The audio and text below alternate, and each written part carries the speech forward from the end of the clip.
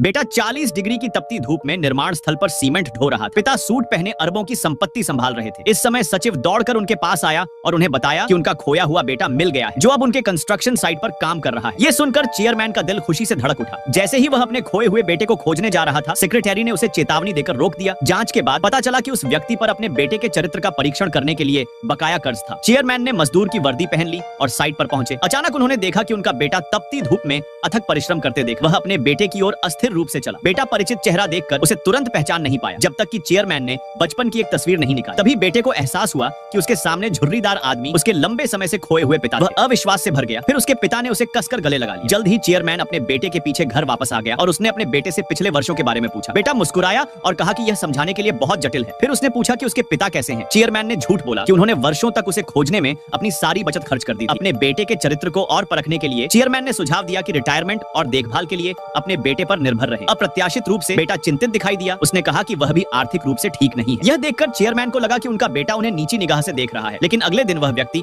अपने पिता के साथ साइट पर गोभी के 2 बैग लेकर आया। उसने अपने पिता से कहा कि वे बाद में ज्यादा कुछ न कहें और वह उसके लिए एक आसान काम का प्रबंध कर दे। फिर उसने गोभी को साइट मैनेजर को सौंप दी। अपने पिता का संक्षिप्त परिचय देते हुए मैनेजर ने तुरंत सबसे आसान काम का वादा किया। यह सुनकर चेयरमैन खुशी से मुस्कुराया और अपने पिता को साइट पर ले जाने की तैयारी करने लगा। अचानक उसे लगा कि कुछ गड़बड़ है। जब उसने इस बारे में पूछा तो मैनेजर भड़क। उसने गोभी को गिरा, जिससे नकदी की गड्डियां चारों ओर बिखर गईं। चेयरमैन को एहसास हुआ कि मैनेजर रिश्वत की रकम जेब में रख रहा था। उन्होंने तुरंत इस भ्रष्टाचार की निंदा की, क्योंकि यह साइट उनकी कंपनी की थी। उस आदमी ने जल्दी से जमीन से गोभी उठाई, अपने पिता से आग्रह किया कि यहाँ सब कुछ इसी तरह से काम करता है। उसने घबराकर गोभी को मैनेजर को वापस दे दी। उम्मीद है कि उसे एक और मौका मिलेगा, लेकिन मैनेजर ने संकेत दिया कि पैसे पर्याप्त नहीं थे। आदमी तुरंत समझ गया कि मैनेजर का क्या मतलब। कई महीनों तक बिना वेतन के रहने के बाद उसने चुपके से इशारा किया कि वह अगले महीने 2 और बैग लाए। तभी मैनेजर संतुष्ट हुआ। उसे वह आदमी चतुर लगा। उसने उसके और उसके पिता के लिए रिसेप्शन स्टाफ के रूप में काम करने की व्यवस्था, क्योंकि प्रेसिडेंट आज साइट का दौरा करने वाले थे। मैनेजर ने उन्हें चेतावनी दी कि वे गड़बड़ न करें। मैनेजर द्वारा प्रेसिडेंट का अभिवादन करने के बाद वह व्यक्ति यह देखकर चौंक गया कि तथाकथित प्रेसिडेंट की पत्नी उसकी लापता पत्नी थी। वह जवाब चाहते हुए आगे बढ़ा, लेकिन पत्नी ने उसे जानने से इनकार कर दिया। दावा किया